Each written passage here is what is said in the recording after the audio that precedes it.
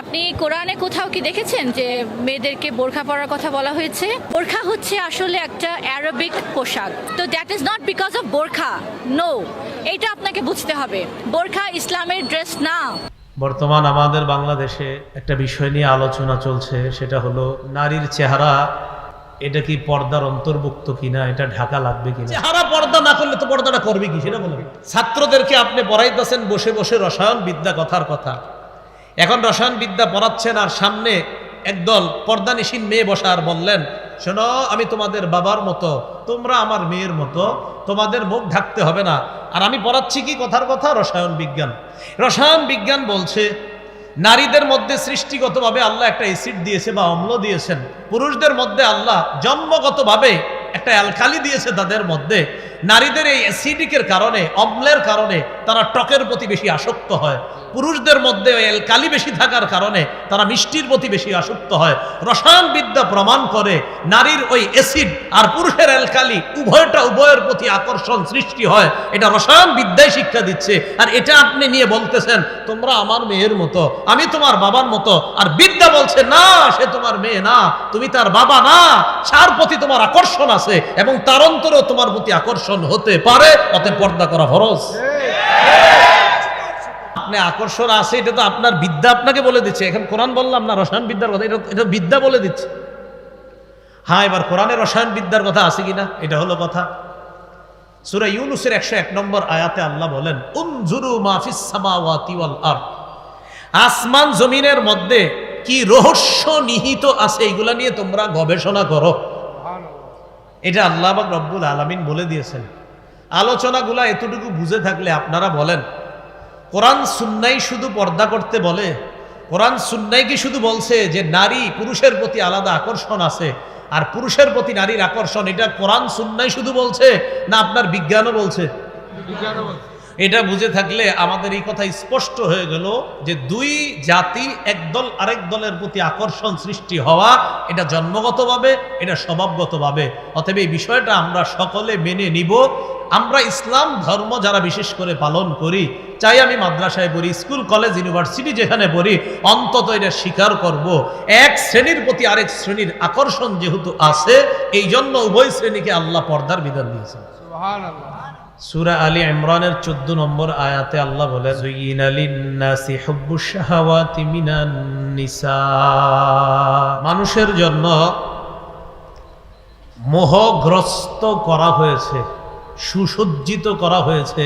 এক নম্বরে নারীদের কথা বলছে আল্লাহ। মানুষের কাছে আকর্ষণীয় বিষয়বস্তুর মধ্যে আল্লাহ আলোচনায় 1 নম্বরে নারীর কথা বলেছে। সূরা নিসার 1 নম্বর আয়াতে আল্লাহ পাক রব্বুল আলামিন বলেন ইয়া আইয়ুহান নাসুত্তাকু রাব্বাকুমুল্লাযী খালাকাকুম মিন নাফসিন ওয়াহিদা, হে মানুষ তোমরা তোমাদের রবকে ভয় করো, যিনি তোমাদেরকে এক আত্মা তথা হযরত আদম আলাইহিস সালাতু ওয়াস সালাম থেকে বানিয়েছেন। আল্লাহ ব্যাখ্যা করছেন নিজে, ওয়া খালাকা মিনহা যাওজাহা, আদম নবী থেকে আল্লাহ তার বিবি হাওয়া আলাইহিস সালাতু ওয়াস সালামকে বানাইলেন।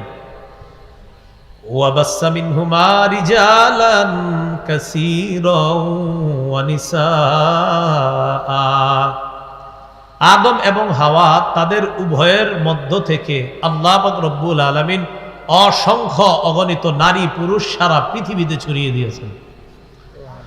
তাহলে নারী পুরুষ দুইটা আলাদা, পুরুষ নারী না আর নারী পুরুষ না, দুইটা আলাদা জাতি। এই কথাটা ইসলামের যেমন কথা, ইসলাম ধর্ম আমরা যারা পালন করি এটা আমরাও বিশ্বাস করি, সারা পৃথিবীর অন্যান্য ধর্মের মানুষগুলো বিশ্বাস করে। পাশাপাশি বিজ্ঞানও এই কথাকে স্বীকার করে, পুরুষ নারী দুইটা আলাদা জাতি। আল্লাহ পাক রব্বুল আলামিন পবিত্র কোরআনে প্রকৃত জ্ঞানী কাকে বলেছেন। আর আধুনিক বিজ্ঞান, এই আধুনিক বিজ্ঞান যারা আধুনিক বিজ্ঞান নিয়ে গবেষণা করে, তাদের এই বিজ্ঞান নিয়ে গবেষণার মেরুদণ্ডটা কোথায়? তারা যে গবেষণা করে বিজ্ঞান নিয়ে, মেরুদণ্ড হলো আপনার মাইক্রো অ্যান্ড ম্যাক্রো ডিটেইল, ক্ষুদ্র এবং বৃহৎ অংশ। এটা কিভাবে বিস্তারিত খুঁজে খুঁজে বের করা যায়, এটাকে তারা মেরুদণ্ড মনে করে। কিন্তু কোরআনের ভাষায় জ্ঞানী কাকে বলা হয়েছে? সূরা আলী ইমরানের 190 নম্বর আয়াতে আল্লাহ বলেন, ইন্না ফি খালকিস সামাওয়াতি ওয়াল আরদি ওয়া ইখতিলাফিল লাইলি ওয়ান নাহারি লাআয়াতিন লিউলিল আলবাব। আসমান সমূহ এবং জমিনের সৃষ্টির মাঝে, ওয়া ইখতিলাফিল লাইলি ওয়ান নাহার, রাত এবং দিনের পরিবর্তনের মাঝে, এখন চলছে রাত, পরে আসবে দিন, দিনের পরে আবার রাত আসবে, এই রাত দিনের পরিবর্তনের মাঝে লাআয়াতিল লিউলিল আলবাব, জ্ঞানীদের জন্য নিদর্শন রয়েছে। এখন জ্ঞানী কারা?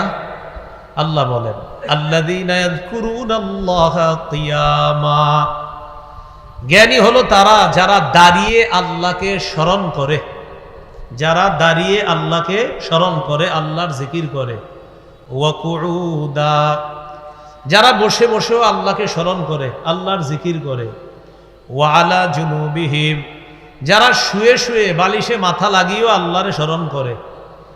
আল্লাহ বলেন, দাঁড়িয়ে যারা আমারে স্মরণ করে, বসে যারা স্মরণ করে, শুয়ে শুয়ে পড়ে সুবহানাল্লাহ, আলহামদুলিল্লাহ, আল্লাহু আকবার, এগুলা পড়ে, আল্লাহ বলেন কোরআনের ভাষায় আমি তাদেরকে জ্ঞানী বলে ঘোষণা করলাম।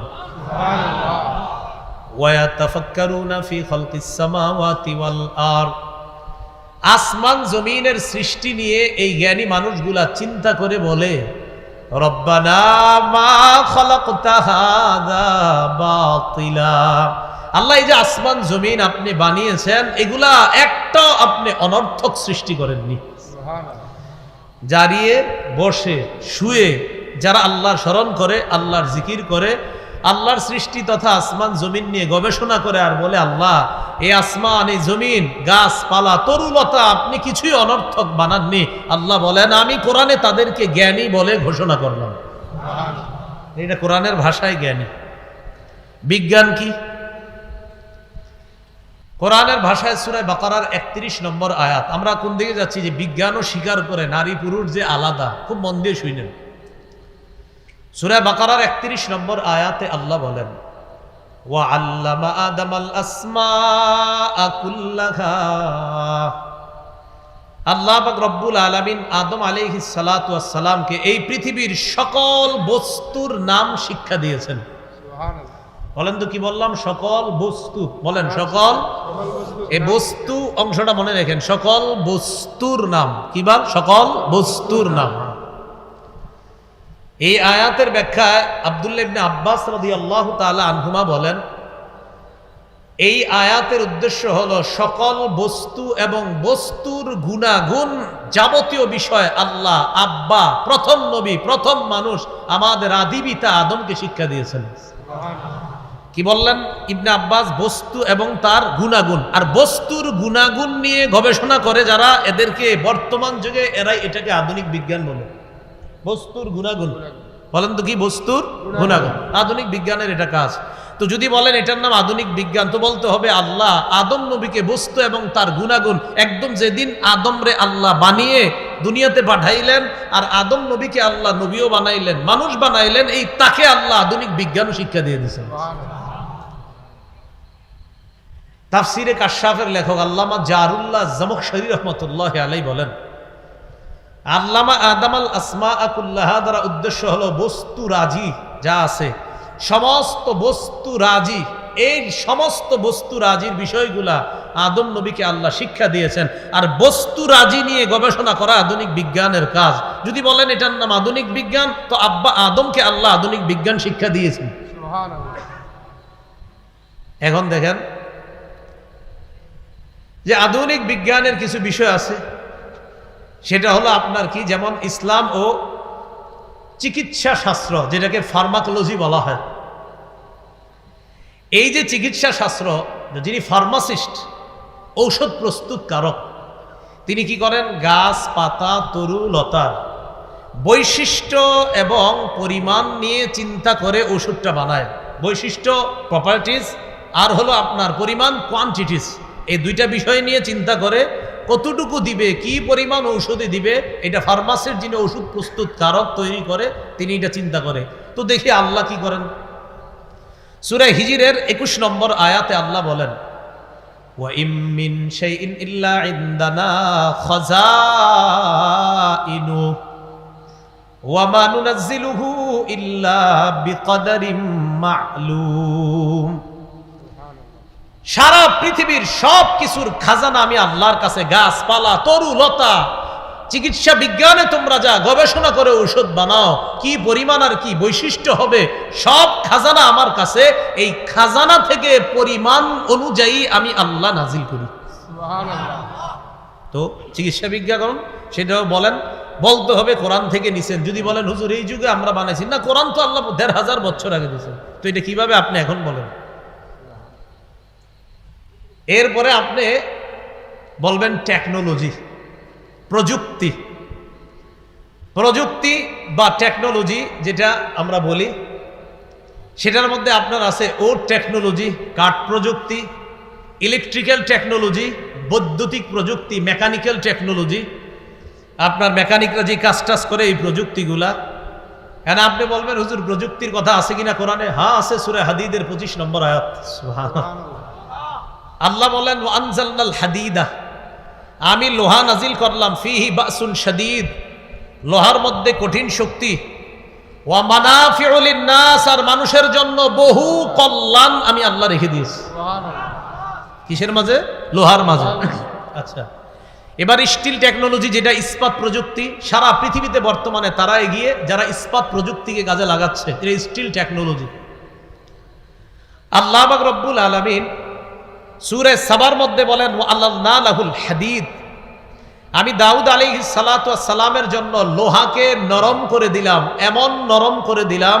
সূরা আম্বিয়ার ৮০ নম্বর আয়াতে আল্লাহ বলেন ওয়া আল্লামনাহু সানআতা লাবুসিল লাকুম, আমি দাউদ আলাইহিস সালাতু ওয়াস সালামকে শিক্ষা দিলাম তোমাদের বর্ম তৈরি করার কারুকার্য আর পদ্ধতি, কিভাবে লোহা দিয়ে বানাবে, এই বিদ্যা আমি দাউদ নবীর শিক্ষা দিয়ে দিয়েছি। যেই যুগে আল্লাহ লোহা দিছে, ওই যুগে তারা শুধু মনে করতে এটা দ্বারা তরবারি হয়। এখন গবেষণা করতে করতে আল্লাহ পাক রব্বুল আলামিন বলেন যে এখন তোমরা গবেষণা করতে করতে এগিয়ে যাচ্ছ, কিন্তু আমার সৃষ্টি যেটা আমি এত হাজার বছর আগে করলাম সেটা নিয়ে গবেষণা করেই কিন্তু তোমরা আগাচ্ছ। যদি কৃতিত্ব দিতে হয় তো আমার রবকে দিতে হবে। ইলেকট্রিক্যাল টেকনোলজি, যেটা আপনার বৈদ্যুতিক প্রযুক্তি, দেখেন আপনি যত প্রযুক্তি বলবেন সব এরা গবেষণা করতেছে কোত্থেকে? আল্লাহ খনিজ পদার্থের কথাও কোরআনে বলছেন, তো সেখান থেকে আপনি এটা। এরপরে জিওলজি, প্রাণীবিদ্যা। হ্যাঁ, এটা নিয়ে পরে অনেকে সূরা গাশিয়ার ১৭ নম্বর আয়াত, খতিব সাহেবরা প্রায় জুমার দ্বিতীয় রাকাতে এই আয়াত সূরাগুলা পড়ে। আপনার সূরা গাশিয়াটা প্রায় দ্বিতীয় রাকাতে পড়ে দেখবেন। আফালা ইয়ানজুরুনা ইলাল ইবিলি কাইফা খুলিকাত, তারা কি ওটের দিকে দেখে না কিভাবে এই ওটকে সৃষ্টি করা হয়েছে? জিওলজি বা প্রাণীবিদ্যা যারা এটা নিয়ে পড়াশোনা করে তাদের কাজ, তারা চিন্তা ভাবনা করে জিরাফের গলা লম্বা কেন, আরেকটার গলা ছোট কেন, ওটের পা এত লম্বা কেন, গরুর পা এটার তুলনামূলক আরেকটার চেয়ে বেশি কম কেন, এটা নিয়ে চিন্তা করে। তো আল্লাহ তো বলেই দিয়েছেন, এরা কি ওটের দিকে লক্ষ্য করে না? ওট নিয়ে গবেষণা করে না যে এটা কিভাবে বানানো হলো? যদি বলেন প্রাণীবিদ্যা আমাদের আবিষ্কার, না, রব ১৫০০ বছর আগে বলছে ওটের দিকে চিন্তা করে দেখো না এটা কিভাবে বানাইলাম। অতএব প্রাণীবিদ্যার কৃতিত্ব যদি দিতে হয় আমার রবকে দেন। এটা জিওলজি। এরপরে আসেন যেটা ছাত্ররা পড়াশোনা করেন আপনারা, কেমিস্ট্রি, ফিজিক্স, এ তো রসায়নবিদ্যা আর পদার্থবিদ্যা। আচ্ছা, রসায়নবিদ্যার কাজ কি?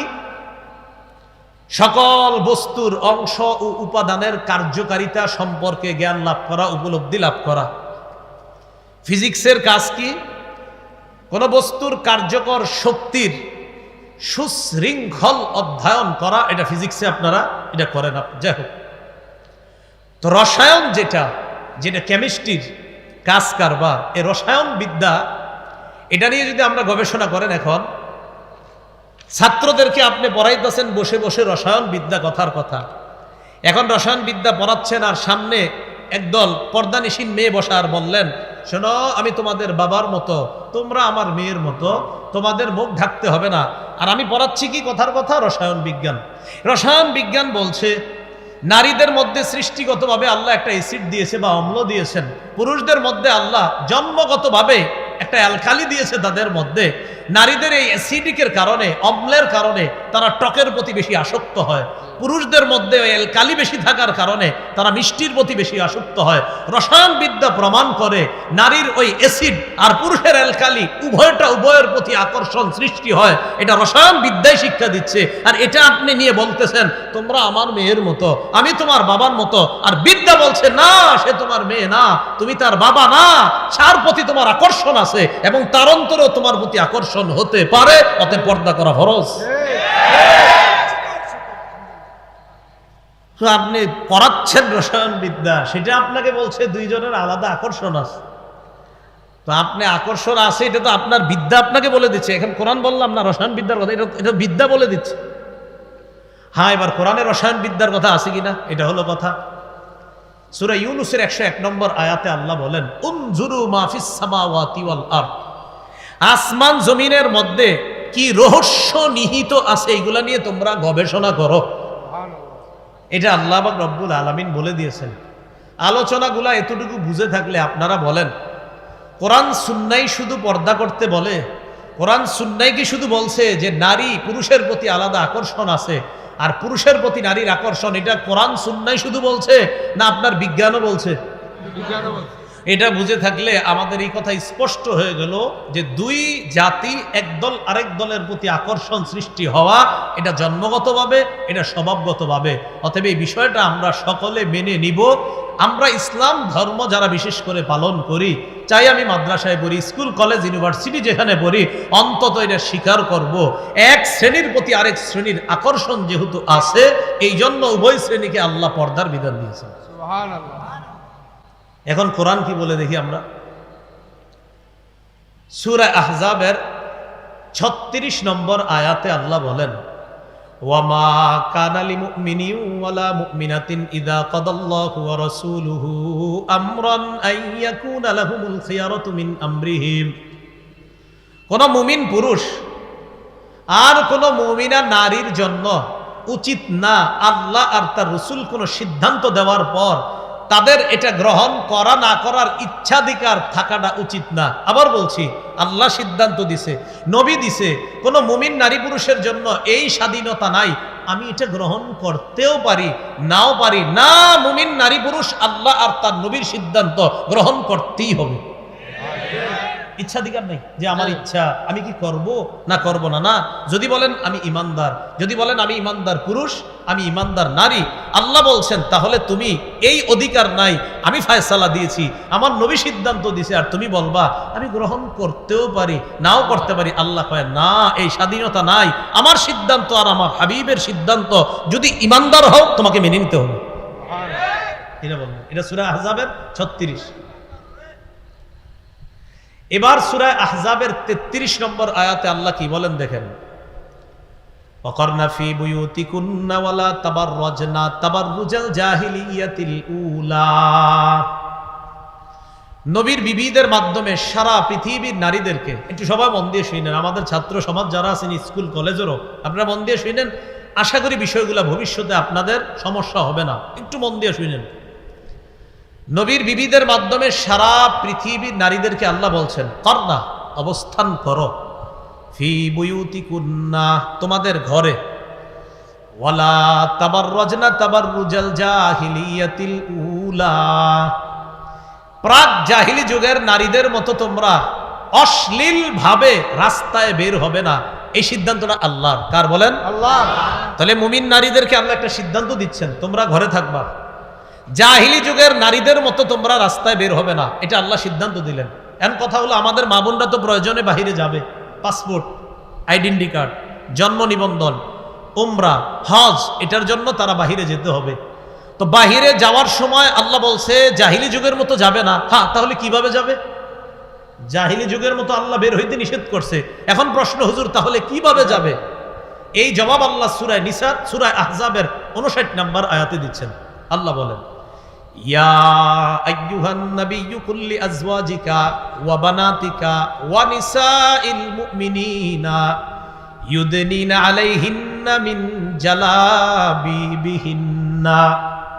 হে নবী, আপনি বলেন লিআজওয়াজিকা, আপনার বিবিদেরকে, ওয়া বানাতিকা, আপনার কন্যাদেরকে, ওয়ানিসাইল মুমিনিনা, মুমিনদের নারীদেরকে, আমাদের নারী মানি আমাদের মা, আমাদের বোন, আমাদের বিবি, আমাদের কন্যা, মুমিনদের নারীদেরকে আপনি বলুন ইউদিনিনা, তারা যেন টেনে নেয়, আলাইহিন্না, নিজেদের উপর, মিন জালাবিবিহিন্না, পর্দার কিছু অংশ, চাদরের কিছু অংশ তারা যেন নিজেদের উপর টেনে নেয়।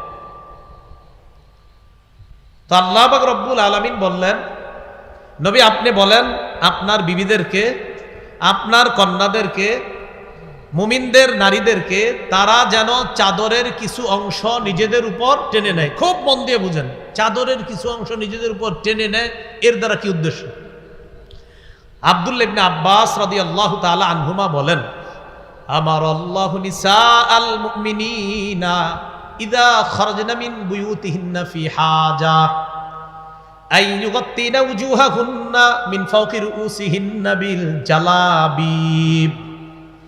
আব্দুল্লাহ ইবনে আব্বাস বলেন, নারীরা, বলেন আমার সাথে, নারীরা যখন প্রয়োজনে ঘরের বাহিরে যাবে তখন তারা মাথার উপর থেকে আলাদা চাদর দিয়ে, আলাদা ওড়না দিয়ে, আলাদা কাপড় দিয়ে তাদের নিজেদের মুখ ঢেকে তারপর বের হবে। আব্দুল্লাহ ইবনে আব্বাস বলেন, আল্লাহ মুমিনদের নারীদেরকে বলেছেন আইয়ুগাত্তিনা, তারা যেন ঢাকে, উজুহাহুন্না, তাদের চেহারা, মিন ফাওকি রুউসিহিন্না, মাথার উপর থেকে, বিল জালাবিব, পর্দা দিয়ে ঢাকে। তো আর কেমনে বুঝবেন মুখ দিয়ে ঢাকতে হবে? তাহলে বুঝে থাকলে বলেন, পর্দা কি মুখ সহ না মুখ ছাড়া? মুখ সহ। মুখ সহ, আচ্ছা। এরপরে দেখেন যে হুজুর মুখ সহ পর্দা করে বাইর হইলে লাভ কি? আল্লাহ বলেন, হা, লাভ আছে। জালিকা আদনা আইয়ুরাফনা, কয় এতে নারীদেরকে চেনা সহজ হবে। দেখেন কিভাবে আমাদের মা বোনরা যখন বোরকা পর্দা পরে রাস্তায় বের হয়, আমরা বুঝি হয়তো কারো খালা হবে, না হয় কারো মা হবে, না হয় কারো বোন হবে, না হয় কারো সম্মানিতা স্ত্রী হবে। আল্লাহ কয় যখন চেনা যাবে সে একজন সম্মানিতা নারী, ফালা ইউযাইনা, তখন তারে আর টিজ করা হবে না, উত্তক্ত করা হবে না। ফালা ইউযাইন, টিজ করা হবে না। মানব বন্ধন করছেন যে ইফ টিজিং বন্ধ করুন। ইফ মানে বুঝেন আপনি যে লেখছেন ইফ, শুধু একটু লেখেন, টিজ বন্ধ করুন, ইফটা লেখেন না। ইফটা লেখার একটু বুঝে শুনে লেখেন। আল্লাহ বলছেন নারীদেরকে যখন চেনা যাবে সে একজন সম্মানিতা পবিত্র নারী, পর্দানিশীন নারী, ফালা ইউযাইন, তাকে উত্তক্ত করা হবে না। আল্লাহ আমার কথাগুলা বুঝার তৌফিক দান করেন। ইব নিয়ে আমি কি বুঝাতে চাই এটা শিক্ষিত সমাজ ভালো করে বুঝবে। একটু ডিকশনারিটা খুইলেন যে ইব মানে কি। আচ্ছা, এবার যাই সূরা আহজাবের 53 নম্বর আয়াতে। এই আয়াতটা মন দিয়ে ভালো করে বুঝেন। নবীর সাহাবীদেরকে মাঝে মাঝে নবীজি প্রয়োজনে নবীর বিবিদের কাছে পাঠাইতেন, মানে আমাদের আম্মাজানদের কাছে, উম্মুল মুমিনিনদের কাছে।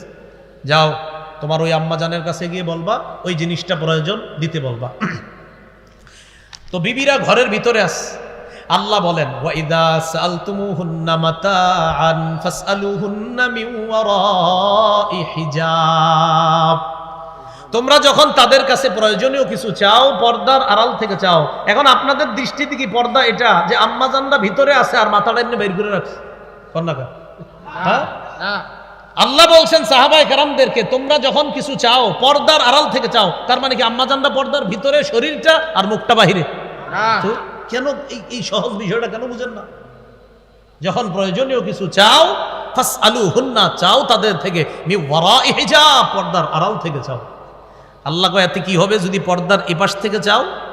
যালিকুম আতহারু লিকুলুবিকুম ওয়া কুলুবিহিন্না, এতে তোমাদের আর তাদের অন্তরের পবিত্রতার কারণ হবে। এই বিষয়টা আমি আল্লাহ উভয়ের অন্তরের পবিত্রতার কারণ হিসাবে এই মাঝের পর্দাটাকে ঘোষণা করলাম। সুবহানাল্লাহ। তাহলে মাঝে পর্দা রাইখা এই পাশে পুরুষ ও পাশে নারী, আর প্রয়োজনীয় কোনো কথা বলা এইভাবে বললে, এবং নারীরা বলতে হবে আবার কর্কশ ভাষায়, আপনার নরম ভাষায় না। তো আল্লাহ বলেন উভয়ের পবিত্রতার কারণ বলে ঘোষণা করলাম এই পর্দার দুপাশে উভয় শ্রেণী থাকাটা। আমি আল্লাহ উভয়ের কলবের পবিত্রতার ঘোষণা করলাম। এটা বুঝছেননি সবাই?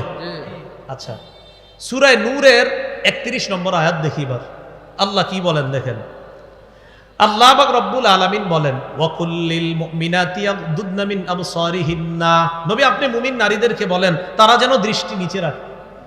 আমাদের অনেক মা বোনরা ওনারা মনে করে শুধু পুরুষ নজর নিচে রাখবে না, নারীরাও নজর নিচে রাখবেন, মা বোনরাও নজর নিচে রাখবেন। এখন আপনাদের উচিত ইউটিউবে যাদের বয়ান এদেরকে না দেখে এদের বয়ান শোনা, এটা উচিত আপনাদের।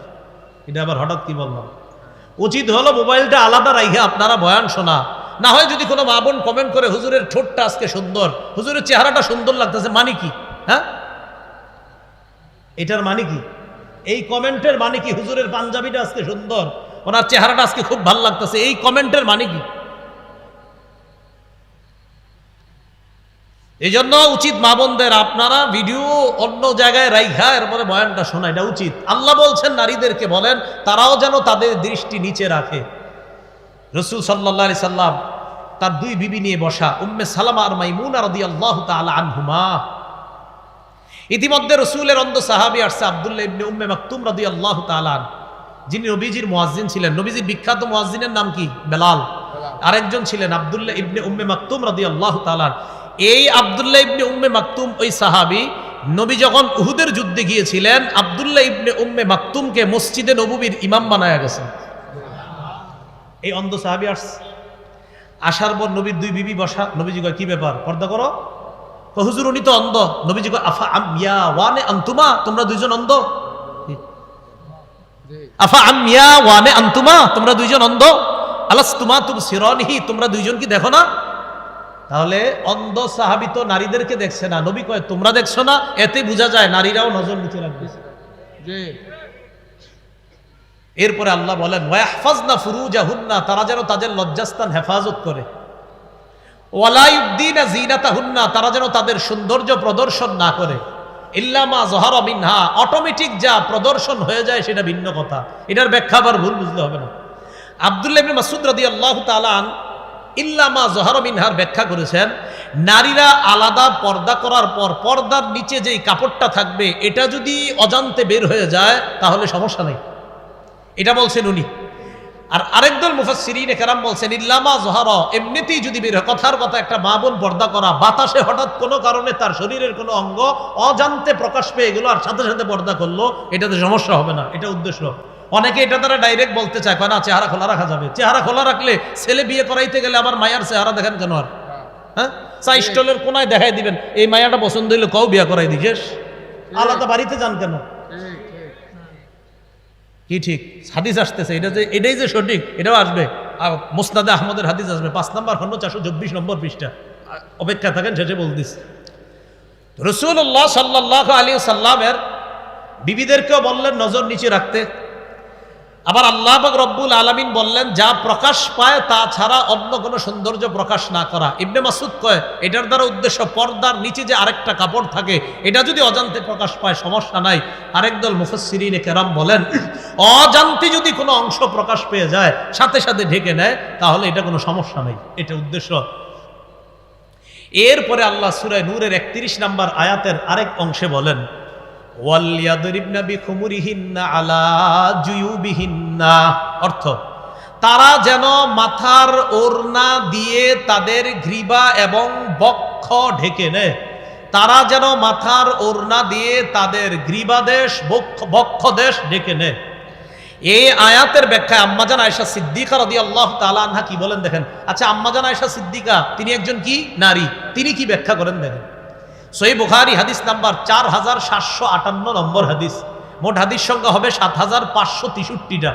এই হাদিসের মধ্যে আম্মাজান আয়েশা সিদ্দিকা রাদিয়াল্লাহু তাআলা আনহা বলেন ইয়ারহামুল্লাহু নিসাআল মুহাজিরাতিল উয়াল লাম্মা আনজালাল্লাহ ওয়ালিয়াদরিবনা বিখুমুরিহিন্না আলা জুয়ুবিহিন্না শাক্কাকনা মুরুতাহুন্না ফাখতামারনা বিহা। আম্মাজান আয়েশা সিদ্দিকা রাদিয়াল্লাহু তাআলা আনহা বলেন আল্লাহ যখন এই আয়াতটা নাজিল করেছেন নারীরা যেন তাদের মাথার ওড়না দিয়ে তাদের গ্রীবা এবং বক্ষদেশ ঢেকে নেয়, তখন নারীরা নতুন করে আবার পর্দা ব্যবস্থা করতে হবে। তো পর্দা ব্যবস্থা করার আগে নগদ আল্লাহর হুকুম তো পালন করতে হবে, কারণ নগদ তো বাহিরে যাওয়া দরকার। আর নারীরা কি করবে? আম্মাজান রুতাহুন্না, নিজেদের চাদর সাথে সাথে ছিঁড়ে ফেলছে আল্লাহর হুকুম বাস্তবায়ন করার জন্য। ফাখতামারনা বিহা, এই ছেঁড়া অংশ দিয়ে মুখ ঢাইকা আল্লাহর হুকুম পালন করার জন্য নগদ মুখ ঢাইকা এরপরে রাস্তায় বের হইছে। এটা হলো ওয়ালিয়াদ্রিবনা বিখুমুরিহিন্না আলা জিউবিহিন্না। এরপরে আল্লাহ কি বলে দেখেন, ওয়ালা ইয়াদরিবনা বিআরজুলিহিন্না লিউলামা মা ইউখফিনা মিন জিনাতিহিন্না। নারীরা যেন তাদের পা সজোরে নিক্ষেপ না করে, যেন তাদের গোপন সৌন্দর্য প্রকাশ পায়। কেউ হাসবেন না আল্লাহর হস্তে, যেন নারীদের কোনো গোপন সৌন্দর্য প্রকাশ না পায়, এজন্য তারা সজোরে পা নিক্ষেপ করবে না। এখন আপনারা যারা স্বামী আছেন, এখানে যারা ভাই আছেন, আপনি যখন আপনার বোনকে নিয়ে, স্বামীরা যখন তাদের স্ত্রীদেরকে নিয়ে বের হন, আপনারা একটা ভুল করেন মাঝে মাঝে। একটু হাইটে গিয়ে রিক্সা উঠবে বা বাসে উঠবে, দৌড় দেয়, তখন স্ত্রীও পিছনে পিছনে দ্রুত হাঁটে না। আপনার বিবি যেন দ্রুত না হাঁটে, আপনি আস্তে আস্তে হাইটা রিক্সা পর্যন্ত যান, কারণ আপনার গতির কারণে আপনার বিবিও হাঁটার গতি বাড়ায়। আল্লাহ বলছেন তারা যেন তাদের পা সজোরে নিক্ষেপ না করে, এতে তাদের আল্লাহ প্রদত্ত একটা সৌন্দর্য অন্য ছেলেদের চোখে প্রকাশ পেতে পারে, নাউজুবিল্লাহ। এজন্য আল্লাহ বললেন তারা যেন তাদের পা সজোরে নিক্ষেপ না করে। এই কথা বুঝে আসছে? তো এই জন্য খুব সতর্ক থাকবো আমরা, যে আমাদের মা বোনদের হাঁটাটাও এটা খুব সতর্কতার সাথে, তাদের হাঁটা যেন দ্রুত না হয়। তাদের হাঁটা দ্রুত হবে, আপনি আর আপনার স্ত্রী আপনাদের বাসার ছাদে রাতের অন্ধকারে হাঁটছেন দুইজনে, কেউ দেখতেছে না, সেটা ভিন্ন কথা। এবার দেখেন, এই আয়াত থেকেও জানলাম মুখ ঢাকা লাগবে 31 নম্বর আয়াত থেকে। এবার আমরা কয়েকটা হাদিস শুনি মন দিয়ে। সহিহ বুখারীর বর্ণনা 4213 নম্বর হাদিস। আশা করি হাদিসটা মন দিয়ে যদি শোনেন সহজে বুঝে আসবে, চেহারা ঢাকতে হবে কিনা, কিন্তু শুনতে হবে পুরোটা। নবীজি বিয়ে করছে সফিয়া রাদিয়াল্লাহু তাআলা আনহাকে। হুয়াই ইবনে আখতাবের কন্যা, ইহুদিদের লিডার। কন্যার বাবা যেহেতু নেতা, তো সাহাবীরা, মুরব্বী সাহাবীরা পরামর্শ দিচ্ছে, হুজুর একজন নেতার মেয়ে, তো তিনি যদি কোনো নেতৃস্থানীয় ব্যক্তির অধীনে থাকে ভালো হয়। কি বলতে চাও? হুজুর আমরা বলতে চাই তাকে আপনি বিয়ে করুন। নেতৃস্থানীয় ব্যক্তি আপনি, হুজুর আপনার চেয়ে নেতৃস্থানীয় পৃথিবীতে আর কে হতে পারে, আর সে একজন নেতার কন্যা, আপনি বিয়ে করলে তার মর্যাদা রক্ষা হবে। সফিয়া রাদিয়াল্লাহু তাআলা আনহাকে নবীজি বিয়ে করলেন। হযরত আনাস রাদিয়াল্লাহু তাআলা আনহুর বর্ণনা, তিনি বলেন, আকামা রাসূলুল্লাহ সাল্লাল্লাহু আলাইহি সাল্লাম বাইনা খায়বার ওয়াল মদিনা সালাসা লায়াল। রাসূলুল্লাহ সাল্লাল্লাহু আলাইহি সাল্লাম খায়বার এবং মদিনার মাঝে 3 রাত অবস্থান করলেন। ইবনা আলাইহি বিসফিয়া, হযরতে সফিয়ার সাথে বাসর রাত উদযাপনের জন্য। এখন বাসর রাত উদযাপনের পর অলিমা, বর্তমানে তো অলিমা হয় না, বর্তমানে বরযাত্রী হয়। কি হয়? বরযাত্রী। কথাটাই তো সুন্নাহের খেলাফ। বরযাত্রী আবার কি হবে? কন্যা যাত্রী। কি যাত্রী হয়? মানে বরযাত্রী মানে ছেলের সাথে মেয়ের বাড়িতে যাবে, বাপের বাড়িতে 300 জন খাইতে, মেয়ের বাপ আপনার ঋণ টিন কইরা 3টা গরু শোয়। শরমের তো কথা, যাবে কন্যা যাত্রী, ছেলের বাড়ি থেকে অলিমা হবে। টোটাল উল্টা হয়ে গেছে। রেস্টুরেন্টে দেখার মাধ্যমে শুরু হয়, গায়ে হলুদের মাধ্যমে গুনাহটা বাড়ে, বিয়ের দিন হাজারো গুনাহের মাধ্যমে এই পবিত্রতা সম্পর্কটার সূচনা হয়। কিছুদিন পরে শোনা যায় স্বামী স্ত্রীর মধ্যে সম্পর্ক ভালো চলছে না। গজবের সূচনা তো আপনারাই করে দেন। বরযাত্রী না কন্যা যাত্রী? হ্যাঁ বরযাত্রী। আরে কি আজীব। বিয়ে হবে সুন্নত মোতাবেক, সাদা সিধা বিয়ে শেষ, পরে ছেলের বাড়ির দিকে সব খাইবেন, খালাস। পুরা টোটাল উল্টা। এখন রাসূল সাল্লাল্লাহু আলাইহি সাল্লামের অলিমা আর নবীজির অলিমা খাইতে সাহাবীরা খুব আগ্রহ, যে নবীজির বরকতি অলিমা। সফরের মধ্যে অলিমার আয়োজন করলেন। সফরে তো ভালো খাবার কি আর আয়োজন করবে। হযরত আনাস বলেন, মা কানা ফিহা মিন খুবজিন ওয়ালা লাহমিন, রুটিও ছিল না, গোস্তও ছিল না। অলিমাতে 3টা আইটেম রাখা হয়েছে। সুবহানাল্লাহ। কয়টা? 3টা আইটেম। কি কি? নবীজি বললেন হযরত বেলালকে, আমারও বিলালান বিল আনতাই ফাবুসিতাত ফালকা আলাইহা তামরা ওয়াল আকিতা ওয়াস সামনা। হযরত বেলালকে বললেন দস্তরখান বিছানোর জন্য। হযরত বেলাল দস্তরখান বিছাইলেন। ওই দস্তরখানের উপর খেজুর, ঘি আর পনির রাখা হলো। রসুলের এই বিয়ের অলিমা যেন সাহাবীরা খেতে পারে, এই 3টা আইটেম দিয়ে হযরত আনাস সব মুসলমানদেরকে রসুলের অলিমা খাওয়ার জন্য দাওয়াত করলেন। সুবহানাল্লাহ। যে আপনারা আসেন, আস্তে ধীরে আসেন, খেয়ে যান। তো সাহাবীরা সফরের মধ্যে তো আপনার অনেকে বাহনে থাকে, অনেকে হাইটা হাইটা সফর, অনেকে দূরে থাকে, অনেকে কাছে। তো আস্তে আস্তে যারা আসতেছে অলিমা খাইতে, একজন আরেকজনকে কয়, আচ্ছা এই যে হযরত সুফিয়া রাদিয়াল্লাহু তাআলা আনহা, তিনি কি ইহদা উম্মাহাতিল মুমিনিন আও মিম্মা মালাকাত ইয়ামিনু, আচ্ছা তিনি কি আমাদের মা হবেন না তিনি কোনো দাসী? যেটা অনেক দূরে দূরে সাহাবীরা বলতে বলতে হয় আসলে দুই একটা ভাবনার বিষয়, তিনি কি আমাদের মা মুমিনদের মা হবেন নাকি দাসী হবেন? এখন সাহাবারাই জবাব দেয়, কয় শোনো, ইন হাজাবাহা, নবী যদি সফিয়াকে পর্দার আড়ালে রাখে তাহলে বুঝবো ফাহিয়া মিন ইহদা উম্মাহাতিল মুমিনিন, তিনিও অন্যান্য মাদের মতো আমাদের মুমিনদের একজন মা, নবীজির একজন সম্মানিতা বিবি। কোথায় রাখলে? পর্দায়। কোথায় রাখলে? পর্দায়। সাহাবীরাই বলতেছে ওয়া ইল্লাম ইয়াহজুবহা, যদি পর্দায় না রাখে তাহলে বুঝবো ফামিম্মা মালাকাত ইয়ামিনু, দাসী। ওই যুগে দাসীদের মুখ ঢাকা লাগতো না, তাহলে বুঝেন দাসীদের মুখ ঢাকা লাগতো না, তাই সাহাবীরা বলতেছেন যদি পর্দায় না রাখে তাহলে বুঝবো দাসী। আর মুখ ঢাকবো কাদের? সম্মানিতা বিবিদের। যদি নবীজি তাকে পর্দার আড়ালে রাখে তাহলে বুঝবো মুমিনদের আমাদের নতুন মা, নবীজির সম্মানিতা বিবি তিনি। এখান থেকে আপনারা কি বুঝতেছেন? নবীজি তার বিবিরে পর্দার ভিতরে শুধু শরীরটা রাখবে আর চেহারাটা খোলা? এবার নবীজি মদিনায় রওনা করলেন, ফালাম্মার তাহালা, মদিনায় রওনা করলেন, ওয়াত্তা লাহা খালফা। বুখারীর আরেকটা বর্ণনা আছে 5085 নম্বর হাদিস, সেখানে আছে ওয়াত্তা, আরেকটা বর্ণনা আছে ওয়াত্তা, এখানে একটা আছে আপনার বিল হামজা আর একটা বিলা হামজা, যেখানে বিল হামজা সেখানে ওয়াত্তা, আরেক জায়গায় ওয়াত্তা, দুইটা বর্ণনা। তো এখানে আপনার 4213 নম্বরে আছে ওয়াত্তা লাহা, আর 5085-তে আছে ওয়াত্তা লাহা খালফা। নবীজি সফিয়াকে তার বাহনের পিছনে বসাইলেন, বসানোর পর যেটা বলেন দেখেন, ওয়ামাদ্দাল হিজাব, পর্দা টেনে রাসূল সাল্লাল্লাহু আলাইহি সাল্লাম তার বিবিকে পর্দার আড়ালে বসিয়ে মদিনায় রওনা করলেন। সুবহানাল্লাহ।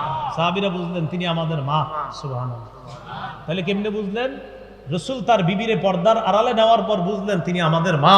যদি না নিতেন তাহলে বুঝতাম তিনি দাসী। মুখ ঢাকা লাগবে নি? না, মায়ের মতো তাই লাগবে না। আচ্ছা, এবার আরেকটা হাদিস শুনেন। রাসূল সাল্লাল্লাহু আলাইহি সাল্লাম ইন্তেকাল করেছেন, খুব মন দিয়ে।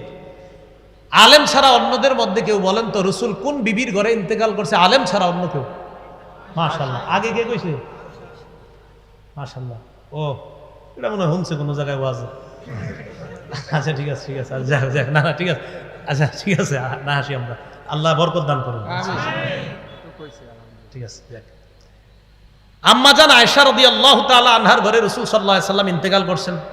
বাইহাকি শরীফ 7 নম্বর খণ্ড 117 নম্বর পৃষ্ঠা, দালাইলুন নবুওয়া, ইমাম বাইহাকি আনছেন সেখানে হাদিসটা, লম্বা হাদিস। রাসূলুল্লাহ সাল্লাল্লাহু আলাইহি সাল্লাম ইন্তেকাল করলেন। ইন্তেকাল করার পর নবীজি সাল্লাল্লাহু আলাইহি সাল্লামের দেহ মোবারকটা আম্মাজান আয়েশা সিদ্দিকার ঘরে তার খাটের উপরে, তখনও রাসূলের দেহ মোবারক, দেখুন দিয়ে দেখেন। আম্মাজান আয়েশা সিদ্দিকার সম্পর্কে আবু বকর সিদ্দিকের কন্যা, আবু বকর সিদ্দিক রাদিয়াল্লাহু তাআলা আন রাসূলের ইন্তেকালের সংবাদ শুনে রাসূলুল্লাহ সাল্লাল্লাহু আলাইহি সাল্লামের লাশ মোবারক বা দেহ মোবারক দেখার জন্য যখন আসলেন, আম্মাজান আয়েশার ঘরের সামনে দাঁড়িয়ে ফাস্তাজানা আবু বকরিন ফি বাইতি ইবনাতিহি আয়েশা, আবু বকর সিদ্দিক তার কন্যা আয়েশার ঘরে প্রবেশ করার অনুমতি চাইলেন। কি চাইলেন? অনুমতি চাইলেন। বাবা মেয়ের ঘরে ঢুকবে, অনুমতি চাইলেন।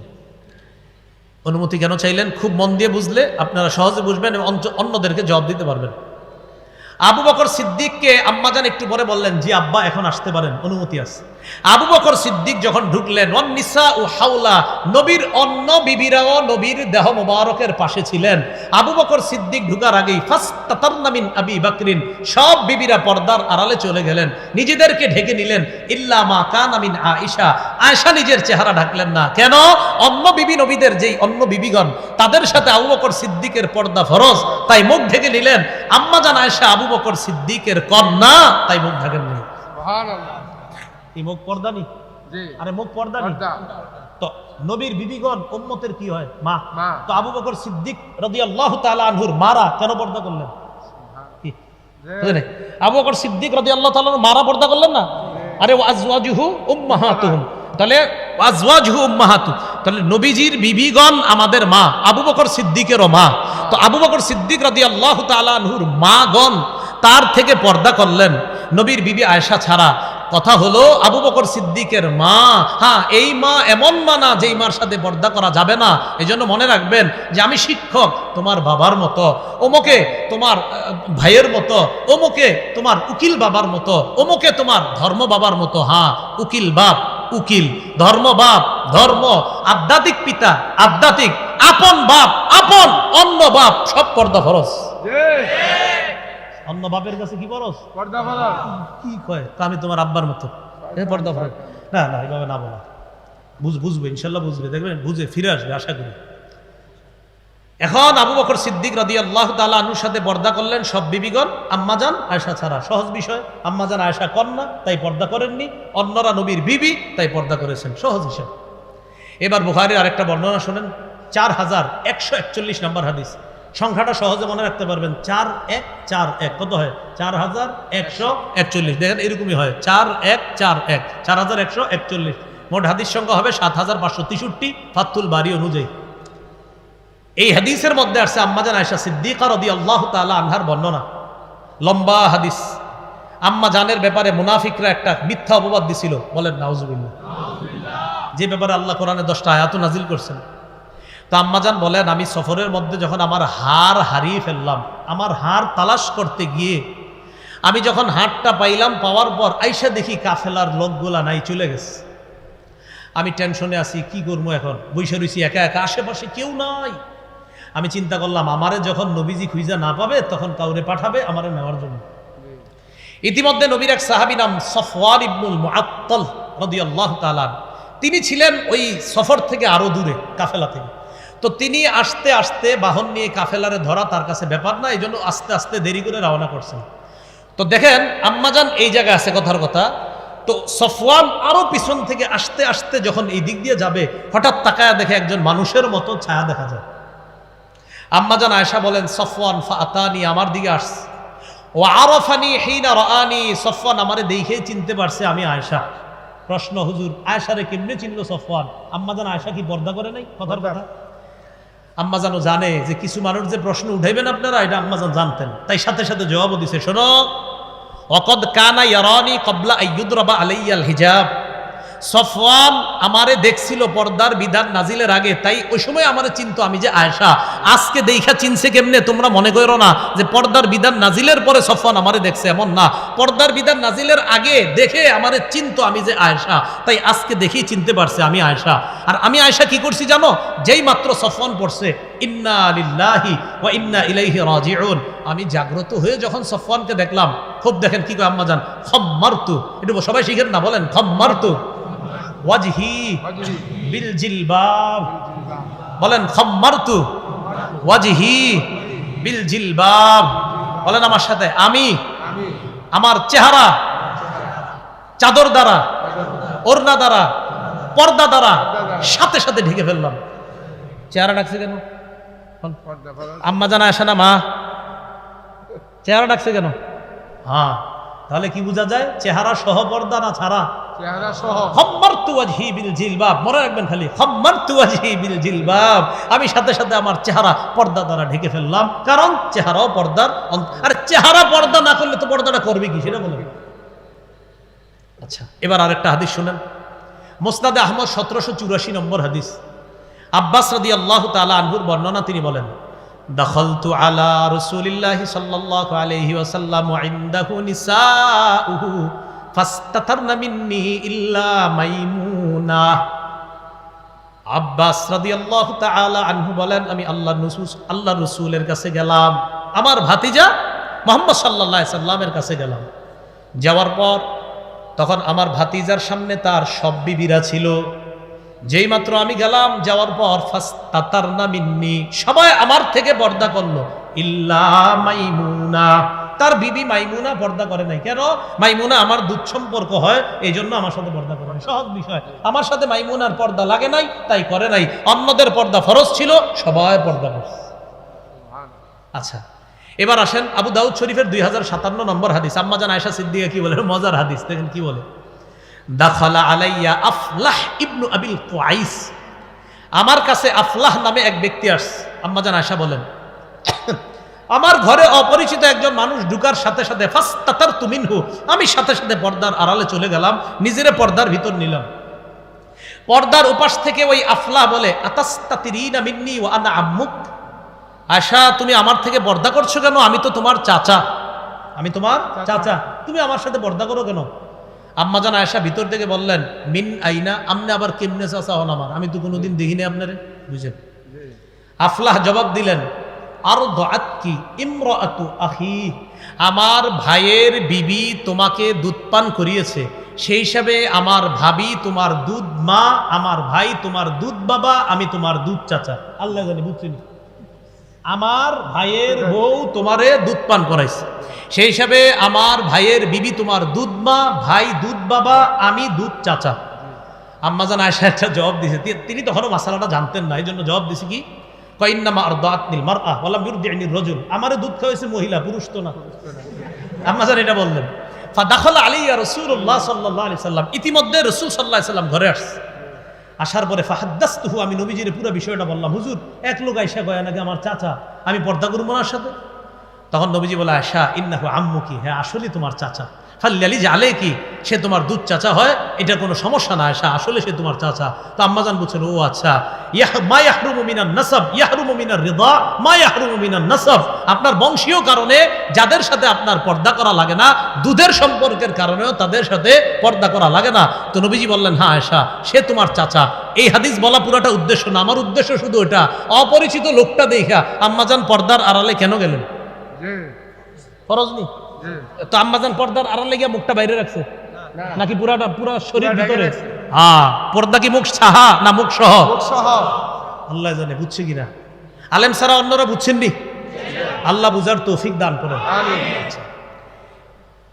এবার মুসনাদে আহমদের একটা হাদিস শুনি আমরা, 5 নম্বর খণ্ড 424 নম্বর পৃষ্ঠা। রাসূলুল্লাহ সাল্লাল্লাহু আলাইহি সাল্লাম বলেন, তোমরা যখন কোন নারীকে বিয়ের প্রস্তাব দাও, ওই যে সেই কথাটা, ইদা খাতাবা আহাদুকুম ইমরাআতান ফালা জুনাহা আলাইহি আইয়ানজুরা ইলাইহা, তোমাদের কেউ যখন কোনো মেয়েকে বিয়ের প্রস্তাব দেয়, ওই ছেলের জন্য এই মেয়েটাকে দেখা কোনো গুনাহ না। আবার বলছি, তোমাদের কেউ যখন কোনো মেয়েকে বিয়ের প্রস্তাব দেয়, তখন এই মেয়েটাকে দেখা ছেলেটার জন্য গুনাহ না। আবার বলছি, বিয়ের প্রস্তাব দিলে দেখা গুনাহ না, তাহলে বিয়ের প্রস্তাব ছাড়া দেখা গুনাহ। প্রস্তাব দিছো বলেই তো মেয়ের মা বাবা ফোন দিবে যে আপনারা আসতে পারেন, যে দেখতে পারেন। তো রাসূল বলছেন, প্রস্তাবকৃতা মেয়েটাকে শুধু দেখতে পারবা সময়ের জন্য, ক্ষণিকের জন্য, তাকে দেখা তোমার জন্য বৈধ করা হয়েছে। এর মানে প্রস্তাব দিয়েছো বলে, তার বাবা ফোন দিয়েছে বলে তুমি তাকে দেখতে গিয়েছো, তাই তোমার দেখা সেদিন গুনাহ হবে না, সেটা বৈধ। তো বলেন, প্রস্তাব ছাড়া এমনি এখানে সেখানে চিপায় চুপায় দেখা গুনাহ। আল্লাহ বুঝার খারাপ ভাবে নিয়ে না, মানে রাস্তায় গলিতে গলিতে গলিতে আর কি, এটা বুঝাইছি আমি। না নাউজুবিল্লাহ, আচ্ছা ঠিক আছে, চিপা চুপা শব্দটা সুন্দর হয় নাই, ঠিক আছে, গলিতে গলিতে, হ্যাঁ না ঠিক আছে।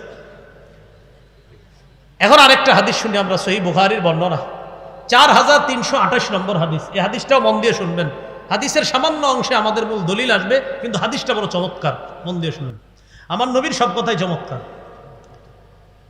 এই হাদিসের মধ্যে আসছে আবু মুসা রাদিয়াল্লাহু তাআলা আনহুর বর্ণনা। তিনি বলেন, কুনতু ইনদান নবী সাল্লাল্লাহু আলাইহি সাল্লাম বিল জিআরানা, একটা স্থান আছে, জায়গার নাম জিআরানা, এই জায়গায় ছিলাম নবীর সাথে। ওয়া মাহু বেলাল, নবীজির সাথে হযরত বেলালও ছিলেন। তো রাসূলুল্লাহ সাল্লাল্লাহু আলাইহি সাল্লামের কাছে এক গ্রাম্য ব্যক্তি আসছে, আতান নবী সাল্লাল্লাহু আলাইহি সাল্লাম আরাবিয়ুন, এক গ্রাম্য ব্যক্তি আসছে। আসার পর নবীজি সাল্লাল্লাহু আলাইহি সাল্লামকে বললেন, আলা তুনজিজুলি মা ওয়া'আদতানি, হুজুর আপনি আমারে যে ওয়াদা করেছেন সেটা কি পুরা করবেন না? নবীজি বললেন, আবশির, সুসংবাদ গ্রহণ করো। তো গ্রাম্য ব্যক্তি কয়, কদ আকসারতা আলাইয়া মিন আবশির, আপনি খালি সুসংবাদ গ্রহণ করো খুব বেশি বলছেন, সুসংবাদটা কি এটা তো কর না। খালি কয় সুসংবাদ গ্রহণ করো, কিন্তু সুসংবাদটা কি এটা তো বলেন না। তো রাসূল সাল্লাল্লাহু আলাইহি সাল্লাম একটু রাগ হয়ে গেছেন তার এই কথা শুই না। ফাআকবালা আলা আবি মুসা ওয়া বিলালিন কাহাইআতিল গদবান, নবী একটু রাগান্বিত হয়ে হযরত আবু মুসা আর বেলালের দিকে মুখ করে বললেন, এই শোনো বেলাল আর আবু মুসা, রদ্দাল বুশরা, ওরে সুসংবাদ দিয়েছিলাম, ও প্রত্যাখ্যান করছে। ফাকবালা, তোমরা দুইজন গ্রহণ করো। করে দিছি, ও নেয় নাই, তোমরা দুইজন নাও। সাহাবী দুইজন খুশিতে কয়, কি দিবেন সেটা জানা দরকার নাই, কবিল না, গ্রহণ করে নিলাম। ফাদা বিকাদাহিন, একটা পানির পাত্র আনলেন। আনার পর ফাগসালা ইয়াদাইহি ওয়া ওয়াজহা, নবীজি সাল্লাল্লাহু আলাইহি সাল্লাম হাত মুবারক, চেহারা মুবারক ধৌত করলেন। ওয়া মাজ্জা, কুলি করলেন। কুলি করার পর আবু মুসা আর বেলালকে বললেন, ইশরাবা, আমি যে পানি থেকে কুলি করলাম, পানি দিয়ে হাত ধুইলাম, মুখ ধুইলাম, অতিরিক্ত পানি আছে না বেলাল আর আবু মুসা? জি হুজুর আছে। ইশরাবা, তোমরা দুইজনেই পানি পান করো। সুবহানাল্লাহ। আমরা পর্দার বিধানের কথা বলতেছি না, কই পর্দার কথা? মন দিয়ে না শুনলে কিন্তু বুঝবেন না। হ্যাঁ, মন দিয়ে শুনেন। আবু মুসা আর বেলালকে বললেন পানি খাও। ফাআফরিগা আলা বুজুহিকুমা ওয়া নুহুরিকুমা, এরপর চেহারা আর বুকের মধ্যে পানি ছিটাইয়া দিবা। সুবহানাল্লাহ। সুবহানাল্লাহ। স্বপ্নেও যদি এরকম নবীজি ছিটাই দিত আমারে আপনারে হয়ে যেত। এখন দেখেন আবু মুসা আর বেলাল তাই করলেন যা নবী বললেন।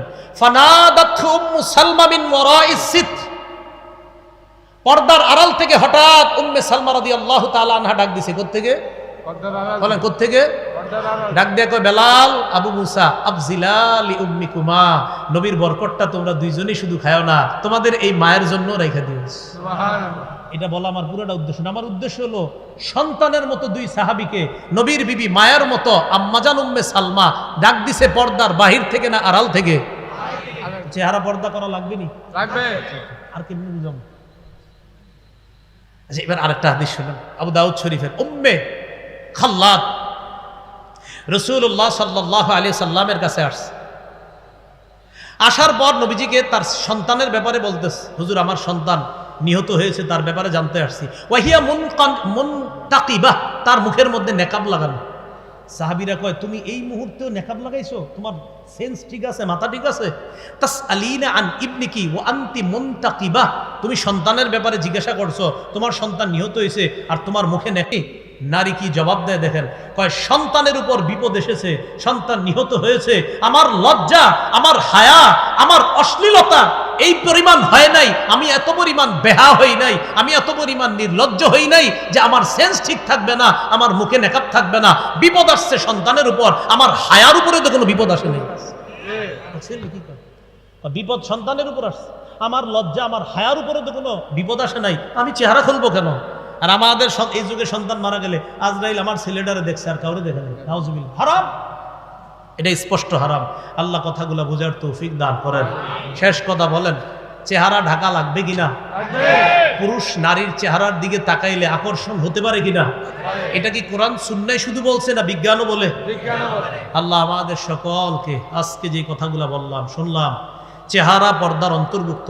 ও আরেকটা কথা আপনাদেরকে বলি, আপনাদের যাদের বিবি আছে, কন্যা আছে, এখনো যারা চেহারা ঢাকে না, তাদেরকে বলবেন চেহারা ঢাকার চেষ্টা করো, কিন্তু স্বীকার করো যে চেহারা ঢাকতে হবে। এটা বলবা না ঢাকলে কি হবে, এরকম না বলা, স্বীকার করান। হ্যাঁ, ঢাকা উচিত, আমি এখনো ঢাকতে পারতেছি না, ইনশাল্লাহ ঢাকবো, এই স্বীকার করান। কিন্তু এরকম না বলা, আমি ঢাকবো না, আমার মন চাইছে না।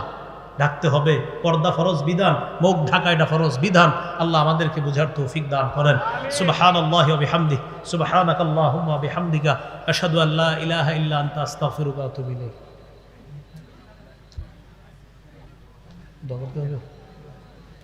আলহামদুলিল্লাহি রাব্বিল আলামিন ওয়াল আকিবাতু লিল মুত্তাকিন, ওয়াসসালাতু ওয়াসসালামু আলা সাইয়্যিদিল আমবিয়া ওয়াল মুরসালিন ওয়া আলা আলিহি ওয়া সাহবিহি আজমাইন। রব্বানা যালামনা আনফুসানা ওয়া ইল্লাম তাগফির লানা ওয়া তারহামনা লানাকুনান্না মিনাল খাসিরিন। রব্বিরহামহুমা কামা রাব্বায়ানি সগীরা, রব্বিরহামহুমা কামা রাব্বায়ানি সগীরা। আল্লাহ আমাদেরকে মাফ করে দেন। আল্লাহ ইসলামের প্রতিটা ফরজ বিধান বুঝার তৌফিক দান করেন। আল্লাহ শরঈ বিধানগুলো বুঝার তৌফিক দান করেন। আল্লাহ অন্তত যেন মা বোনরা ইসলামের বিধানগুলো স্বীকার করে নেয়, তৌফিক দান করেন। আল্লাহ যারা এখনো পালন করতে পারছে না তাদেরকে পালন করার তৌফিক দান করেন। আল্লাহ আমার মাদেরকে, আমার বোনদেরকে, আল্লাহ তাদেরকে এই পর্দার বিষয়টা স্বীকার যেন অন্তত করে নেয়, তৌফিক দান করেন। আর আস্তে আস্তে যেন তারা চেহারাটা আজকে থেকেই ঢেকে নিতে পারে, তৌফিক দান করেন। প্রয়োজনে তারা যখন ঘরের বাহিরে যায় মাওলা, চেহারা যে পর্দার অন্তর্ভুক্ত মাওলা, এই বিষয়টা বুঝার তৌফিক দান করেন।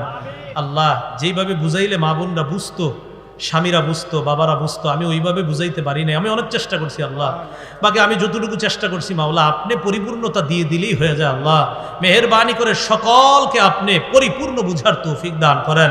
আল্লাহ একটা কথাও হিংসা থেকে বলি নাই, আল্লাহ একটা কথাও খারাপ নিয়তে বলি নাই মাওলা। আল্লাহ সবাই যেন জাহান্নাম থেকে বেঁচে জান্নাতি হয়ে যায় মাওলা, এই নিয়তেই কোরআন সুন্নাহর কথাগুলো বলেছি মাওলা। আমি যদি কোনো অ্যাটাকিং কথা বলে থাকি আল্লাহ আমি ক্ষমা চেয়ে নিচ্ছি মাওলা। কাউকে কষ্ট দেওয়া একটা কথাও নিয়ত ছিল না আল্লাহ।